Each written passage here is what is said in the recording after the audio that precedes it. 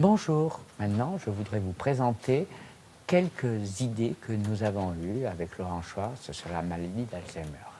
En effet, avec Laurent, nous avons commencé à travailler ensemble il y a à peu près une dizaine d'années, après s'être rencontrés totalement par hasard dans une marche en montagne entre la France et l'Italie.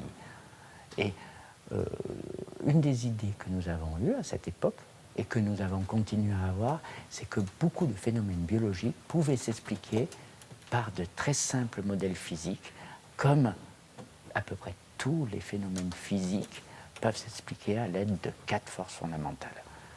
Le sujet de la maladie d'Alzheimer est un sujet qui était intéressant et où une hypothèse que nous avions était la suivante. La maladie d'Alzheimer était une maladie sur du long terme et pas une maladie sur du court terme. Donc nous nous sommes demandé quel était le phénomène physique qui pouvait arriver à du long terme. Nous avons commencé à identifier dans le cerveau de personnes atteintes d'Alzheimer, avec la littérature publiée, le fait qu'il y avait, comme tout le monde le sait dans les milieux médicaux, ce qu'on appelle des plaques amyloïdes, c'est-à-dire des plaques qu'on ne peut moudre, des plaques donc beaucoup plus dures et beaucoup plus denses que le reste du cerveau. Ces plaques étaient constituées de protéines Tau, qui est le nom qu'on donne à cette protéine, et qui est essentiellement des modifications de cellules ou protéines déjà présentes dans le cerveau. Ce dont on s'est aperçu donc, c'est que le cerveau des malades atteints de la maladie d'Alzheimer n'était pas plus petit, mais était au contraire du même poids que le cerveau de personnes standards dans une étude normale. Donc, en fait, contrairement à ce qui pouvait être cru, les personnes atteintes de la maladie d'Alzheimer n'avaient pas perdu des éléments de matière grise, mais au contraire, ces éléments de la matière grise s'étaient transformés. Certaines parties étaient devenues plus denses, ce qui fait que, globalement, le cerveau des personnes atteintes de la maladie d'Alzheimer était légèrement plus dense,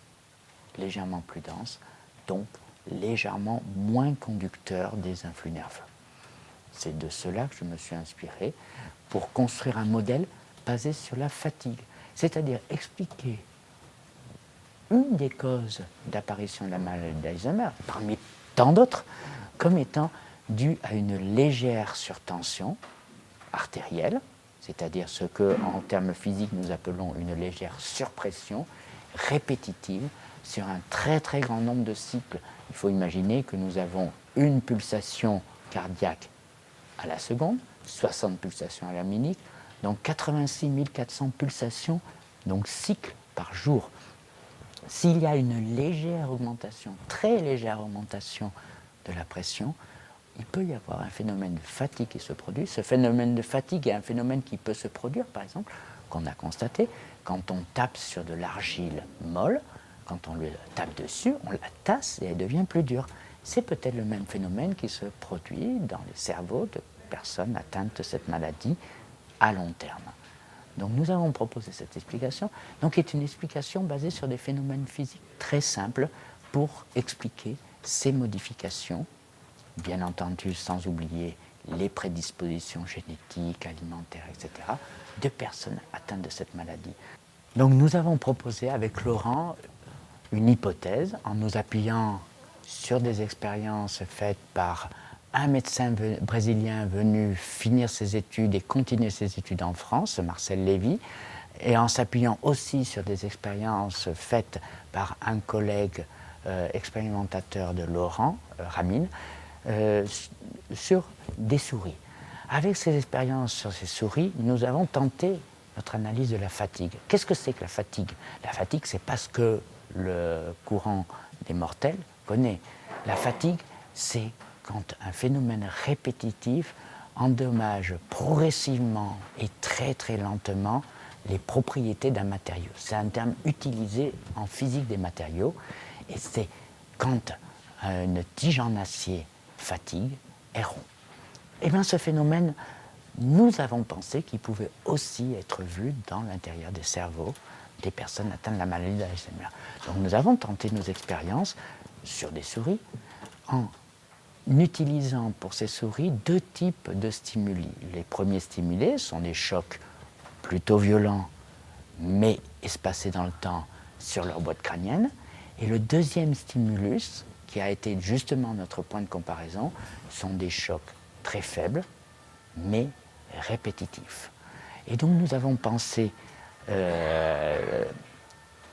des chocs très faibles, répétitifs. Ces chocs très faibles, répétitifs ont entraîné les mêmes altérations de la substance cérébrale des souris que ce qui a pu être constaté dans les patients atteints de la maladie d'Alzheimer, pouvant ainsi justifier, parmi d'autres causes et d'autres explications, cette notion de fatigue des tissus cérébraux, par exemple due par une surtension artérielle faible mais répétitive. Comme je disais, il y a 60 battements de cœur par minute, donc 60 pulsations artérielles par minute, une par seconde, 86 400 par jour. Donc une très très légère surpression répétée 86 400 fois par jour, 365 jours par an, peut en 10 ans modifier de manière substantielle la nature du tissu cérébral, comme ces mêmes cycles répétés peuvent modifier de manière substantielle et amener jusqu'à la rupture des matériaux physiques. Et là aussi, nous avons une explication d'un phénomène biologique sous-tendu par un phénomène physique compréhensible, accessible aux spécialistes de ces phénomènes physiques. Mais c'est encore un deuxième cas où l'explication physique permet de donner une cause partielle mais raisonnable d'un phénomène biologique important pour l'homme. Ces travaux commencent à être diffusés dans la littérature scientifique. En effet, ils ont fait l'objet de 4 publications dans des revues de premier ordre, dont des revues liées à l'étude de la maladie d'Alzheimer et des problèmes de maladies neurologiques.